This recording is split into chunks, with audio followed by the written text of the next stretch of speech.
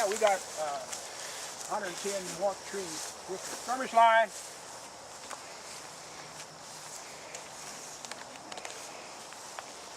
This is Lucy Ann Seton. She died in 1864 here. Her husband brought her through Indiana, and she died. And so she's the first person buried here. It was 240 acres of land at that particular time.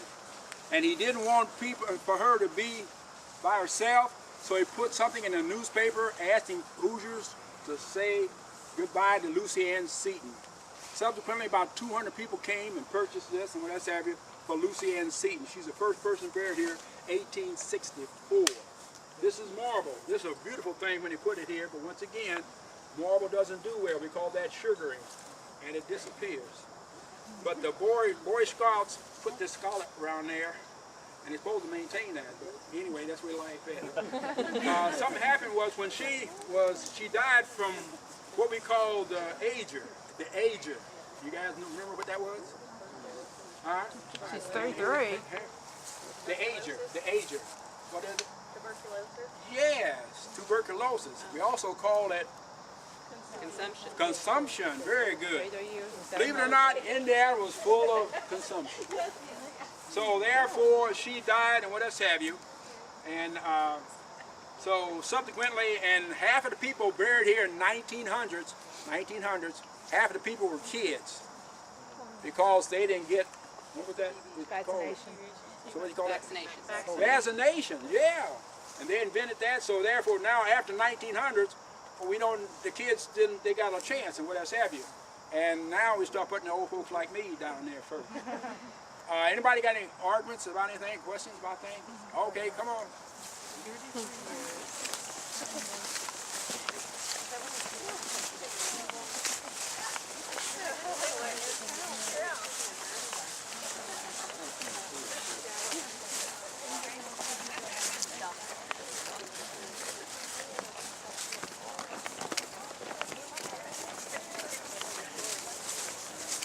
Notice on some of our tours and markers we have lambs and likeness of a child. That means a child is buried there. Right here is a lamb. It's marble, but it's deteriorating now.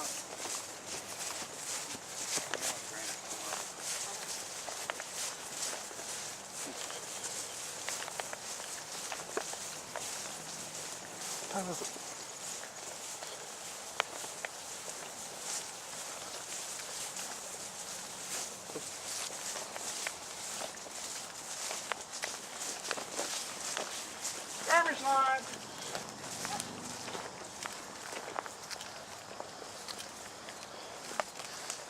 Caleb Flood Smith, believe it or not, and he's the first. This is a mausoleum. We call it a mausoleum, a little small house. This is the first one put here, and you see the date that was put in there, 1864. Okay, what's so much about him? He was Abraham Lincoln's Secretary of Interior.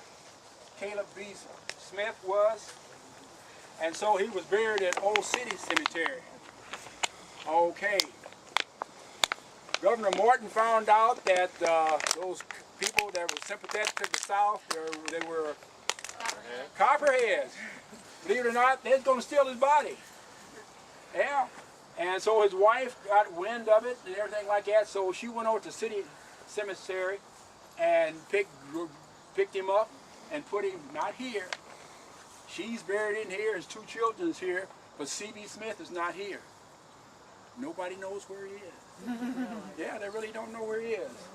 They told me at the Newcastle, they said at the cemetery there at Newcastle, they have a sign that says C.B. Smith is here somewhere. Nobody knows where he is. That's true. He's not here. Now somebody talked about their property and what else have you. This is sandstone. It doesn't do well either, so that's deteriorate. We have a society of people who got thousands of dollars like this lady here, and she would donate her money to us and we can fix all this stuff up and what else have you and what else have you like. That's what we like to do. Like I said, we have 191,000 people here and we're adding more, so I don't think we're going to get too much done. But anyway, this is a family, but there's no more Smiths of this family alive. Okay, I told you about the the community mausoleum way over there where they used to put the cremations at. There's a subway going underneath 38th Street. We got a little too much time and we won't go that way. But anyway, there's a community mausoleum. That's where they do cremation in the right corner in the basement. Okay, any questions? That was put, that subway was put there in 1927, I think.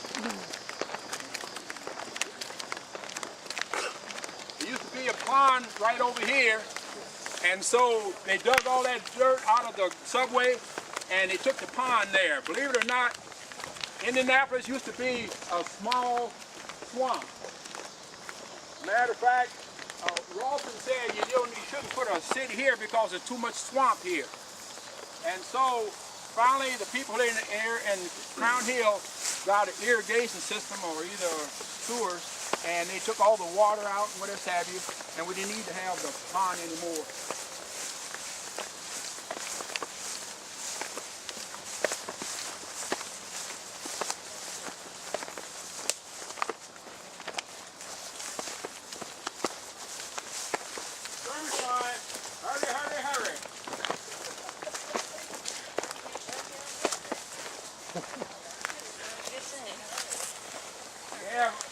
Noble was our governor. He's the 4th governor of Indiana, and he came out of Kentucky. Well, the ordinance of 1787 said there be no slavery in the Northwest Territory, no slavery. However, he came from Kentucky, and it's legal to do that, so he had 2 slaves came, and he kept them here in Indiana, and they became his servants here. And so, he became our 4th governor. There's a young lady named Harriet. She lived in Cincinnati, and she knew Noah Noble, and one of her brothers was a famous preacher here named Beecher. She used to come over here and see her brother and stuff like Harriet Beecher would do that. And so she would come here and she knew Noah Noble, and she would go and talk to Thomas and Sarah Magruder. That was their name. However, way back then, white folk did not keep, they didn't want to salute white folk or black folks, so they called them auntie and uncle, sort of give them some kind of a respect. So Thomas and Sarah Magruder became aunties, Sarah and Thomas. Okay. Harriet would come up here and see him and see her brother, and subsequently she'd go over to the cabin where he used to work at, Thomas did, and he used to tell her how bad he was treated as a slave. So in 1852, she put a book out that you would not believe.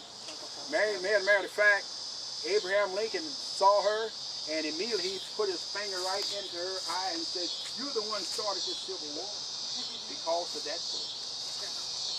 Harriet Beecher Stowe was built.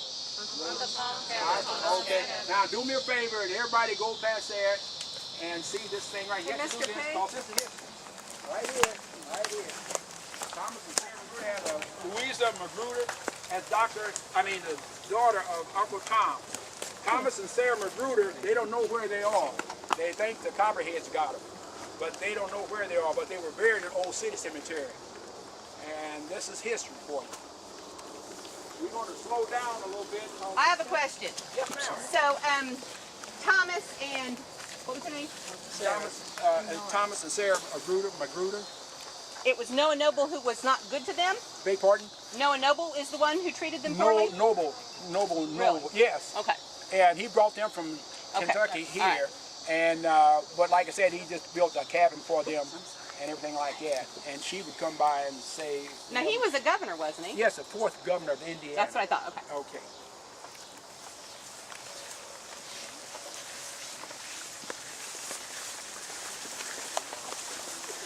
We have tours of trees here if you ever want to come to one of the trees there. I don't know about some trees. Anyway, they have 50 trees and they all got names on them. And they tell you something about them and what else that is. And the next tree has from 50 to 100.